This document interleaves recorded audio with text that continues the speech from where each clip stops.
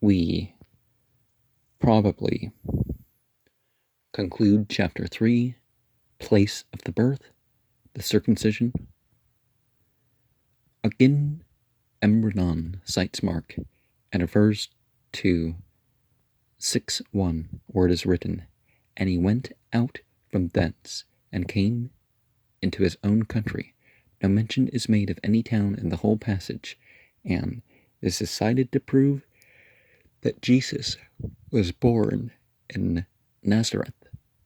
M. Redon's last authority is John 1:45 and 46, where it is said that Philip found Nathanael and said, "We have found him of whom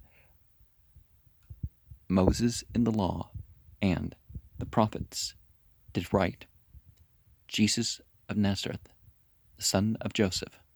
Would any man in a court of law bring such testimony forward to establish the birthplace of an individual? It might prove that Jesus resided at Nazareth when he was about 30 years of age, but it has no bearing whatever upon the question of the place of his nativity.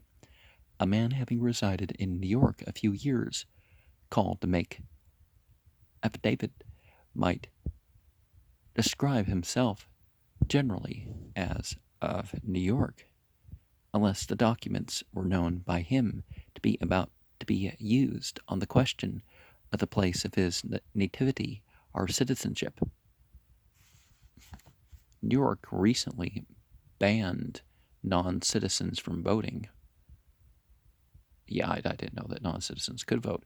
The fact that John says that Philip spoke of Jesus at 30 as being of Nazareth is nothing to the point, but two historians, one having had personal intercourse for years with the subject of his biography, says distinctly that he was born in Bethlehem, and that settles the question until better evidence can be proved showing that he was born elsewhere.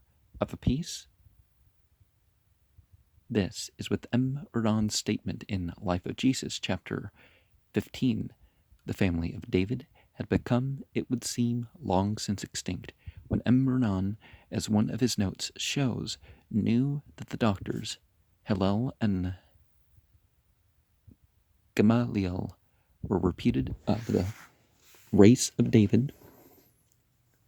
So we see how broad the term race is, rather than like people try to say it like it's a subspecies thing, or didn't Darwin say that there was like 52 races, but he made like most of them European, which 19, that kind of makes sense. 3 subspecies divided into 19 races. I side with that division, but anyways, and Dr. Strauss's reference to Luke 18 brings up a passage in which a blind beggar by the wayside salutes Jesus as the son of David. No one of the multitude present objecting, showing that Jesus was publicly and notoriously recognized as one of that race and lineage. It is to be noticed how unreliable are the quotations and references of those who attack the evangelists. A great parade is made in footnotes and parentheses. They look like authority. The shrewd writers knew that not 1 in 1,000 of the readers will consult the passages referred to. Take this instance. M. Renan positively names the place of the birth of Jesus, and then in a footnote quotes 3 distinct ancient authors and gives chapter and verse. That looks like settling the question, but examination shows that not one of these authors alludes in these passages to the subject, and one of them, who knew Jesus personally, positively affirms that he was born in another place. Mary appears to have been the mother of several children, sons and daughters, younger than Jesus. 4 sons are named and daughters alluded to in Matthew 13:55 and Mark 6:3. It is the eastern and eastern brow of a ridge running east and west, from the top of which there is an extensive view towards the east and south in the direction of Jericho.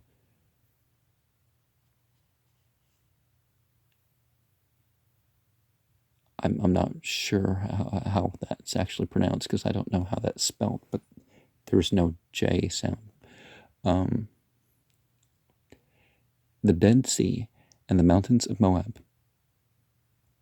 In the time of the captivity, there was an inn or caravanserai close to Bethlehem, which appears to have been a point of departure for Egypt. Jeremiah 41:17. Perhaps this was the very inn where Jesus was born. The prophet Micah, verse 2, hath said of the city of David, Thou Bethlehem Ephratah, though thou be little among the thousands of Judah, out of thee shall he come unto me to be the ruler of Israel, whose goings forth have been from old, from the days of eternity. Now, what the word for ruler is, perhaps spiritual master, but this is not quite the same as the way the Christians think of Jesus as the Messiah, even though there's a bunch of them in the Bible, right? It is said that the inn or caravanserai in Bethlehem was so crowded that Joseph and Mary were obliged to find lodging in the stable. There Jesus was born, the first child of Mary. It would seem that his birth occurred in the night. There were shepherds watching their flocks in one of the pasture grounds, which may still be seen near Bethlehem. To them appeared a vision, and they believed that God told them not to fear, that there was born that day in the city of David Jesus, who was the anointed Lord, the Messiah, that they might be assured. It was told them that they should find him in swaddling clothes and lying in a manger, one of those exterior stalls usually attached to caravanserais. Immediately there burst upon the ears of the shepherds a chorus sung by multitudes of voices, saying, Glory to God in the highest, on earth, peace, goodwill to men. So they weren't worshiping Jesus by that phrase, which is interesting considering the interpretation.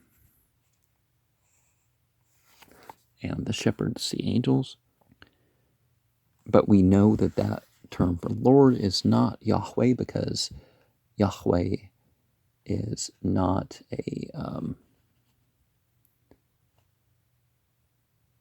not a secondary figure. So nothing's giving Yahweh authority, is the idea. And so it's, like liege lord or spiritual master or something. And Messiah, Christ, Emmanuel are all terms that reject this idea of Jesus' divinity. If it be inquired how this statement came into history, my answer is that it is probably that Luke, when he came to writing the biography of his master, made diligent search for all he could find of the early life of Jesus, and in that search received from the lips of one of the shepherds his simple account of the transaction. Of course, the shepherd would have had been very old, because Luke didn't write within 100 years of when the Christians date this. This sounds like the narrative of an eyewitness. It may not have literal accuracy, but it has been noticed how remarkably free it is from all materialism, how very pure and elevated is the statement of the transaction. It occurred as any well-balanced mind might reasonably suppose it would, if the Great Father ever made any such communication to men. The shepherds went to Bethlehem and found the place, the mother and the babe. Then they made known what they heard in the plain, and returned rejoicing. About a mile east of Bethlehem, there is a little village called the Village of the Shepherds. Luke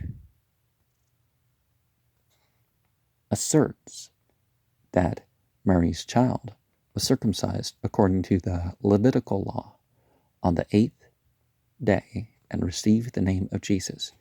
Now, I'm sure they probably thought of that circumstantial, they thought of that more circumstantially as, 7 days old, than it being a thing of,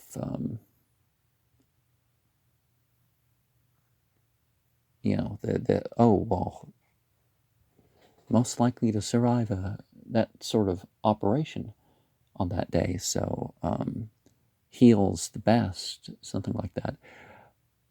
The Mosaic Law required the presentation to the Lord of every firstborn male, but allowed children to be redeemed from exclusive devotion to religious pursuits by the payment of 5 shekels, which is about 30 American gold dollars. And there's a certain amount of gold or silver that's a recommended practice in the Islamic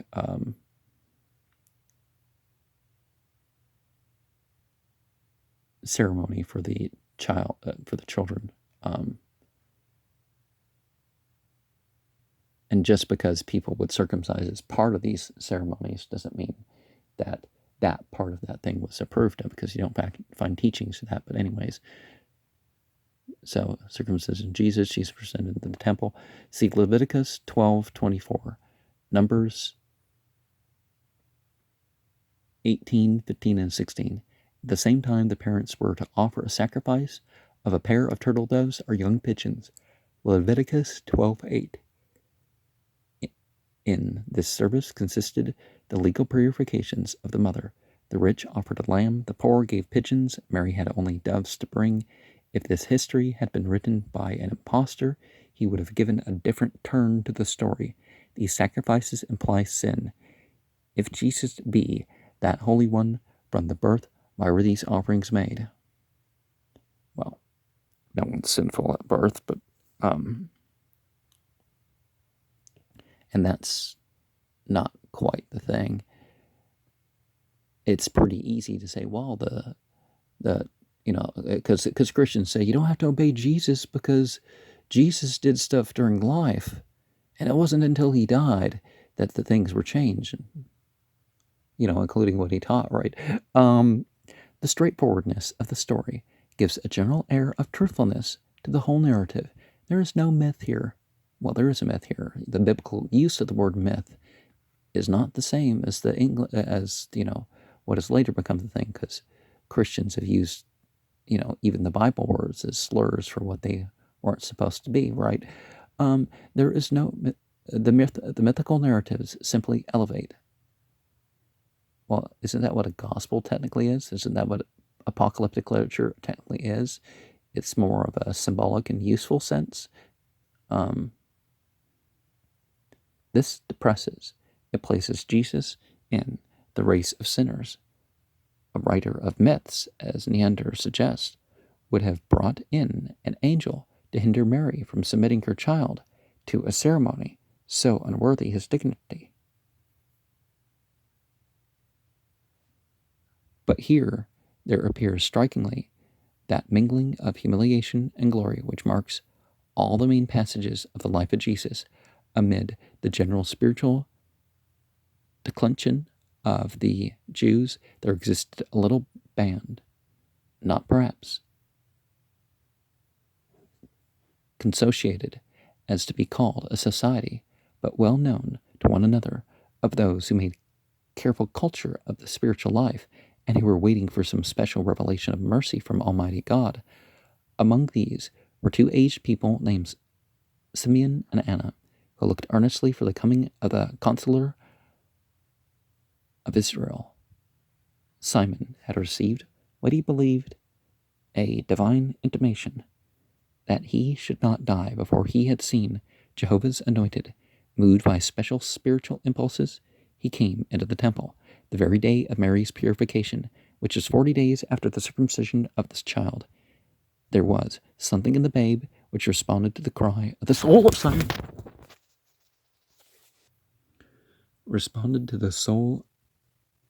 Simeon. In him he recognized the long looked for Redeemer, and taking the child in his arms, he broke into that rapture which the Christian Church has preserved under the name of Nunc Dimittis. Luke 2:29-32.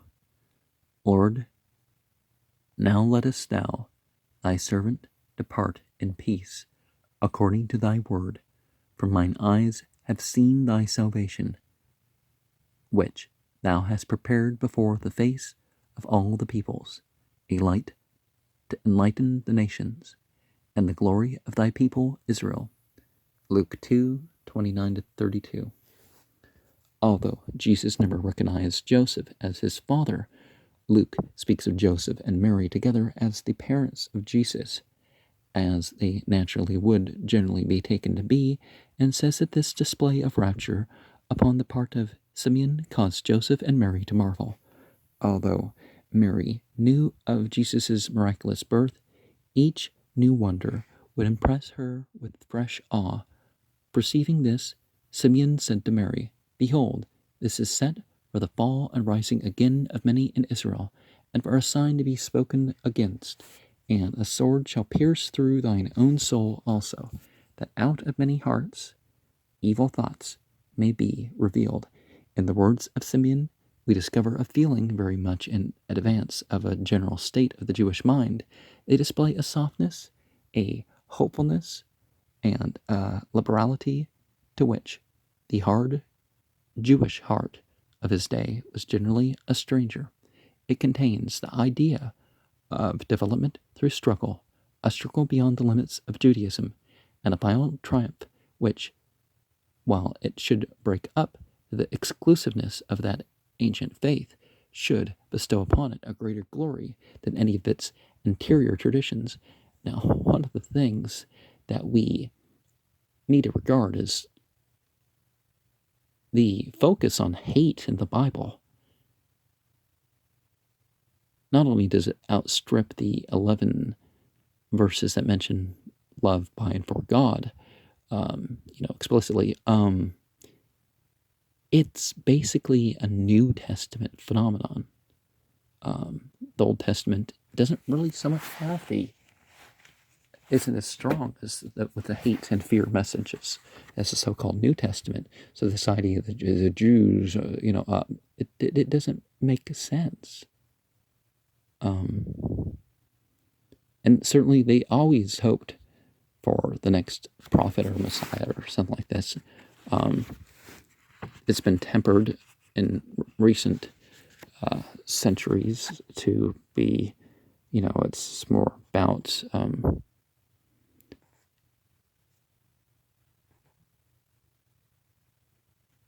hopes that the modern state of Israel will do well is the main thing nowadays, right? That switched away from the Zionism of old, which was about setting a good example. But the Jews have always been able to be nice and hopeful and stuff. There was also one Anna, a prophetess, a daughter of Phanuel of the tribe of Asher. In early womanhood, she had married. After 7 years, her husband died. She had been more than 50 years a widow and had devoted herself to the temple service, not departing from the house of God, whom she served night and day with fasting and prayers. Coming in at this moment, she joined Simeon's thanksgiving and reported the case to all that looked for redemption in Jerusalem. Schleiermacher's conjecture that the narrative came directly from Anna seems plausible, seeing that she is more minutely described than Simeon, while that Simeon's words are reported and hers are not. Well, perhaps the thought is that Jesus was, the thought is that these people, what they would have said, it's not quite the same thing as talking to those people. And as I said, a bunch of texts, John can be said to be a rewrite of something about Bacchus from 4 centuries earlier. The other Gospels from about 120 to 150 in the earliest manuscripts are,